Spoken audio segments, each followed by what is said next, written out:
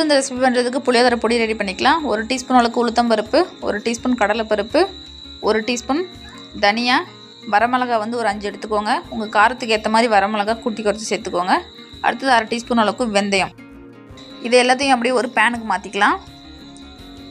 பேனுக்கு மாற்றிட்டு அடுப்பை வந்து லோ ஃப்ளேமில் வச்சுருங்க. நம்ம ஹை ஃப்ளேமில் வச்சு வறுத்தோம்னா எல்லா பொருளுமே கரிஞ்சு போயிடும். இது எல்லாத்தையும் ஒரு 2 or 3 மினிட்ஸ் வறுத்ததுக்கப்புறம் அடுத்தது இது கூட 1 டீஸ்பூன் அளவுக்கு கருப்பு எள்ளு சேர்த்துக்கோங்க. அடுத்தது 1/2 டீஸ்பூன் அளவுக்கு மிளகு சேர்த்துக்கோங்க. எள்ளையும் மிளகையும் ஸ்டார்டிங்கில் சேர்த்துடக்கூடாது. நம்ம ஃபஸ்ட்டு சேர்த்த எல்லா பொருளுமே பாதி வறுபட்டதுக்கப்புறம் தான் இதை சேர்க்கணும். இது ரெண்டுத்தையும் ஃபஸ்ட்டே சேர்த்து வறுத்தோம்னா ஃபுல்லாகவே கரிஞ்சு போயிடும். எள்ளும் மிளகும் சேர்த்ததுக்கப்புறம் ஒரு 2 or 3 மினிட்ஸ் நல்லா வறுத்துக்கோங்க. இப்போ எல்லாமே நல்லா வறுபட்டுடுச்சு. இந்த சமயத்தில் அடுப்பு ஆஃப் பண்ணிவிட்டு இதை ஆற வச்சிடலாம். இது இப்போ நல்லா ஆறிடுச்சு. இது ஒரு மிக்ஸி ஜாருக்கு மாற்றிப்போம். மிக்ஸி ஜாருக்கு மாற்றிட்டு அரைச்சி எடுத்துகிட்டு வந்துடலாம். பாருங்கள், இந்த அளவுக்கு அரைச்சி எடுத்துக்கோங்க. இப்போ புளியோதரை பொடி நமக்கு ரெடி ஆகிடுச்சு. இது அப்படியே ஒரு ஓரம் இருக்கட்டும். அடுத்தது நம்ம புளி கரைசல் ரெடி பண்ணிக்கலாம். அதுக்கு அடுப்பில் ஒரு பேன் சூடுபடுத்திக்கோங்க. பேனில் 4 டேபிள் ஸ்பூன் அளவுக்கு எண்ணெய் சேர்த்துக்கோங்க. அடுத்தது 1 டீஸ்பூன் அளவுக்கு கடுகு சேர்த்துக்கோங்க.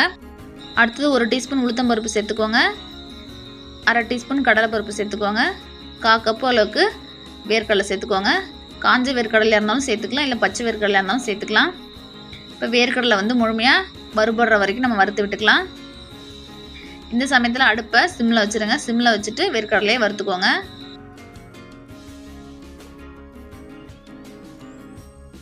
வேர்க்கடலை நல்லா வறுபட்டுடுச்சு. அடுத்து இது கூட காஞ்ச மிளகாவை இந்த மாதிரி கட் பண்ணிட்டு சேர்த்துக்கோங்க. காஞ்ச மிளகாய் சேர்த்துட்டு நல்லா மிக்ஸ் பண்ணி விட்டுக்கலாம்.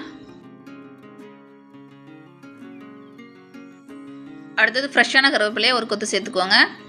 ஃப்ரெஷ்ஷான கருவேப்பிலையை சேர்த்துக்கோங்க, அப்போ தான் நல்லா வாசனையாக இருக்கும். சேர்த்துட்டு கரைச்சி நல்லா மிக்ஸ் பண்ணி விட்டுக்கலாம். அடுத்தது 1/2 டீஸ்பூன் அளவுக்கு மஞ்சள்தூள் சேர்த்துக்கோங்க. சேர்த்துட்டு நல்லா மிக்ஸ் பண்ணி விட்டுக்கலாம். அடுத்தது புளி கரைசல் சேர்த்துக்கலாம். லெமன் சைஸ் புளியை 10 நிமிஷத்துக்கு முன்னாடி தண்ணியில் ஊற வச்சுருந்தேன். அதை இப்போ கரைச்சிட்டு சேர்த்துக்கலாம். புளி கரைசல் சேர்த்தாச்சு. இப்போ கரண்டி வச்சு நல்லா மிக்ஸ் பண்ணி விட்டுட்டு புளி கரைசலுக்கு தேவையான அளவுக்கு உப்பு சேர்த்துப்போம். சாதத்தில் வந்து உப்பு போட்டு வடிப்பீங்கன்னா பார்த்துட்டு சேர்த்துக்கோங்க. நம்ம சாதம் கிளறும் போது வேணும்னா உப்பு போட்டுக்கலாம். இப்போ கரண்டி வச்சு நல்லா மிக்ஸ் பண்ணி விட்டுட்டு இதை அப்படியே கொதிக்க விட்டுடலாம். 5 நிமிஷத்துலேருந்து 10 நிமிஷம் வரைக்கும் நல்லா கொதிக்க வச்சுருவோம். இந்த புளிக்கரைசல் பார்த்தீங்கன்னா ஃபுல்லாக வற்றி வரணும். அது வரைக்கும் கொதிக்க வச்சுக்கலாம்.